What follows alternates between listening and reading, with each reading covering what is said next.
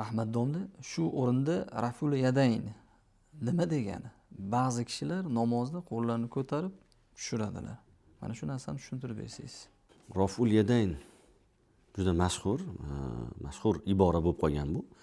Asli bu ibora qayerdan kelib chiqqan? Raful yadayn lug'aviy ma'nosi qo'llarni ko'tarish. Aynan namozda qo'llarni ko'tarish bu bo'limi.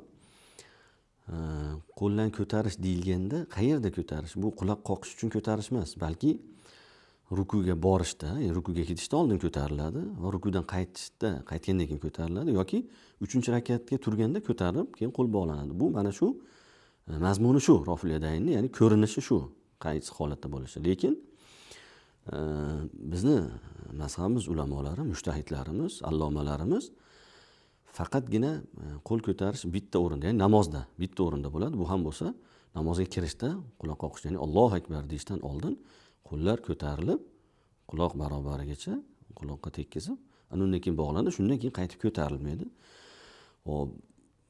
Bu ham yuqorida aytganimizdek hadisdan olgan ulamolar, hadislardan olganlar. Payg'ambarimiz alayhisalom bir hadislarida aynan mana shu xatti-harakatdan qaytarganlar, ya'ni qo'llar doim tinimsiz ko'tarishdan. Mana bir hadisni o'qiymiz. Bismillahirrohmanirrohim.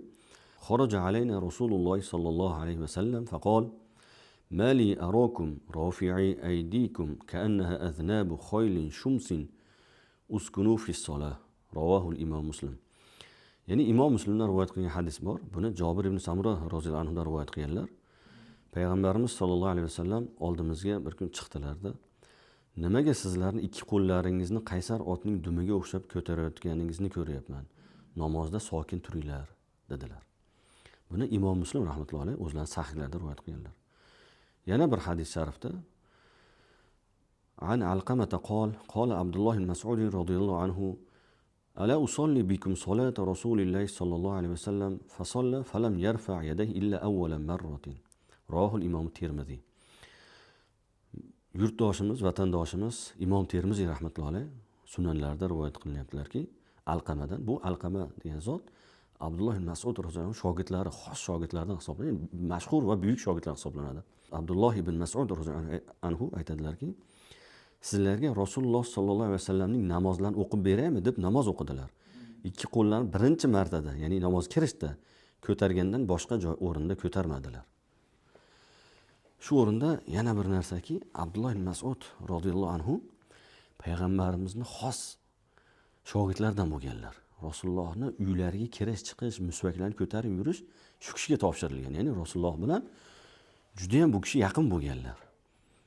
Shuning uchun ko'p holatda bizning mazhabimizning hukmlari mana shu kishidan tarqagan. Chunki yana bir buni sababi Abdulloh ibn Mas'ud payg'ambar vafotlaridan keyin Kufaga kelib shu joyda dars o'tganlar, shu joyda ilm tarqatganlar. Shuning uchun ko'proq shu kishidan rivoyat keladi va bu zot payg'ambar alayhisalomga yaqin joyda namoz o'qiganlar. Payg'ambar alayhisalom boshqa bir rivoyatlarda keladiki, Rasululloh sollallohu alayhi vasallam muhojir va ansorlarni o'zlariga yaqin joyda turib namoz o'qishni yaxshi ko'radilar deganlar. Nimaga? Chunki keyingi avlodga ta'lim berish uchun.